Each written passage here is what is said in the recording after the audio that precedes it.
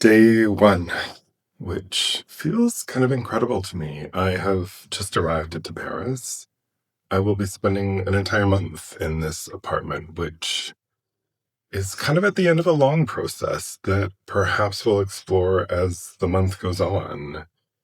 I left a corporate role in which I was probably more successful and making more money than I ever dreamed I would, and spent a year starting to explore an entrepreneurial journey, exploring both consulting and coaching, and realizing how much it was important to me to align my life with what would give it meaning and what would give it a certain amount of fullness and alignment with who I really felt like I was.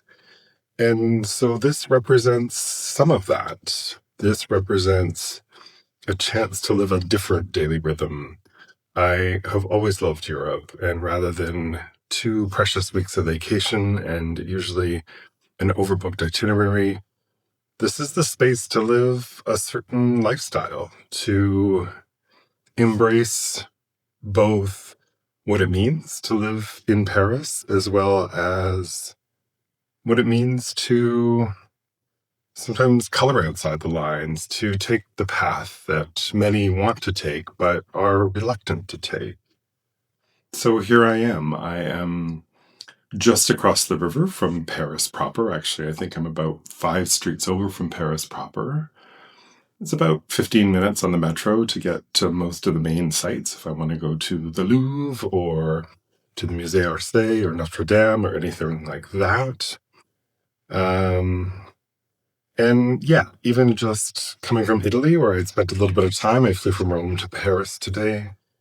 There's a little bit of culture shock here. There is not any graffiti that I've seen. There is no garbage on the ground, and there is a calmness and order to everything here. And don't get me wrong, I love Italy, but it is a welcome change. It is the certain French way of doing things with style and doing things with a certain grace, perhaps.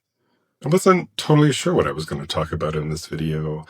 There's a lot to unpack, and we have some time to do that. I think what I was struck by was as I was carrying all of my luggage from the metro to find my apartment, I passed a little bakery and there was a lineup for the afternoon bread coming out of the oven, and it was magical. I could smell the bread and just really feel that lifestyle. And then right next to that was a butcher shop with some fantastic looking meats on their counter. And then right next to that was an amazing cheese shop with probably 50 different kinds of cheeses in it. And that's what I want. That's the experience that I want.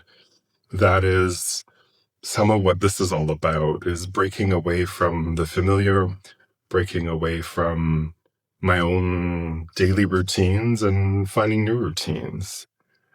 I will, of course, go to a lot of the attractions in Paris. I want to take advantage of that while I'm here, but that's not what this is about. This is very much meant to be the space and being and living in a different world to learn more about myself, to continue on my journey of what it does mean to live a life on my own terms, to let go of some of the common maps that we're given, some of the common pathways that we are implicitly given as a society of work hard, get a great career, build material wealth, get a great pension, plan for your retirement, and so on and so on. And that served me well for a lot of years. I would do it again if I needed to or had the choice to do it again, I think.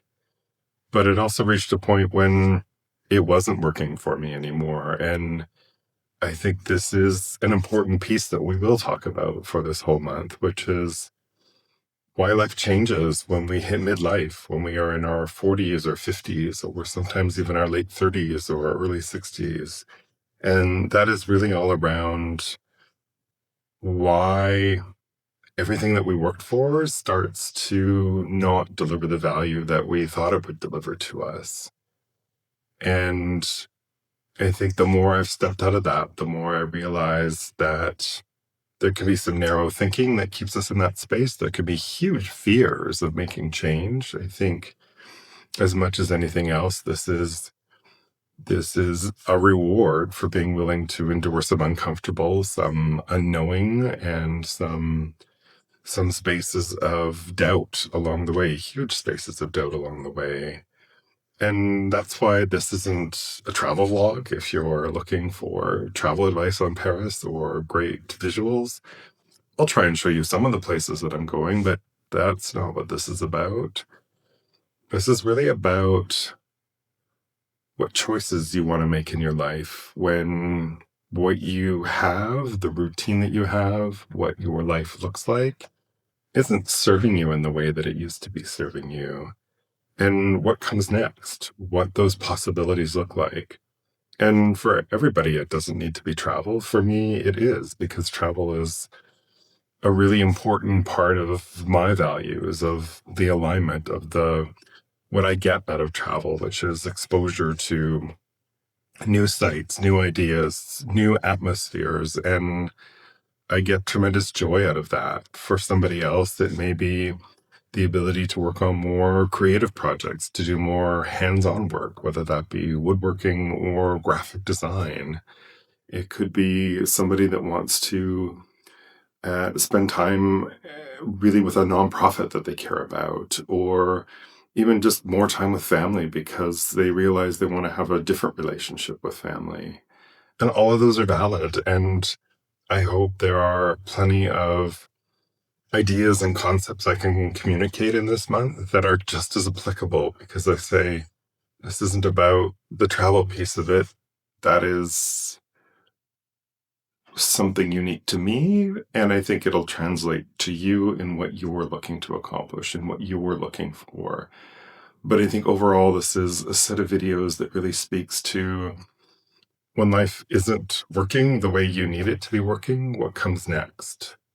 I think we can get caught up in the fears and the doubts that keep us stuck. And if anything, I want this to be inspiration, because I also don't think there's anything particularly unique about what I'm doing.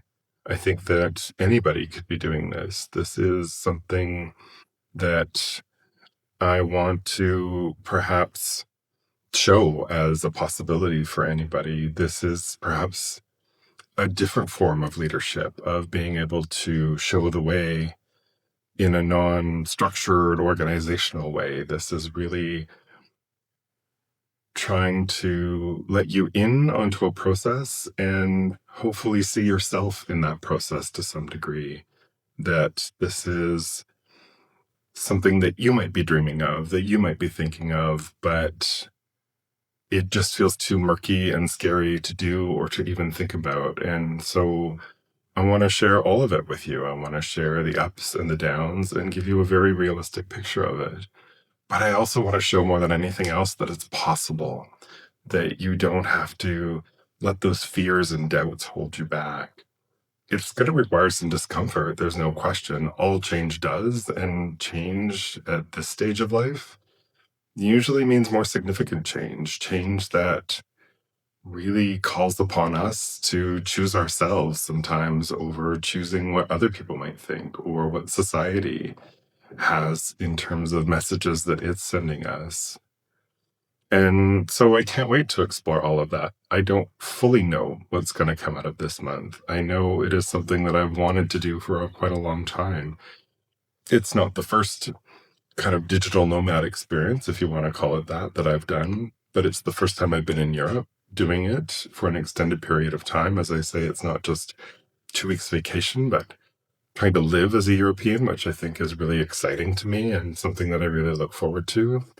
And it is a chance to, I suppose, observe myself and be with myself and understand my process. And oddly enough, I think the videos will help with that, because it will force me on a daily basis to come back and consider where I'm at, what's on my mind, what I'm learning, what is exciting about this process, what is not as exciting as I thought it would be in this process.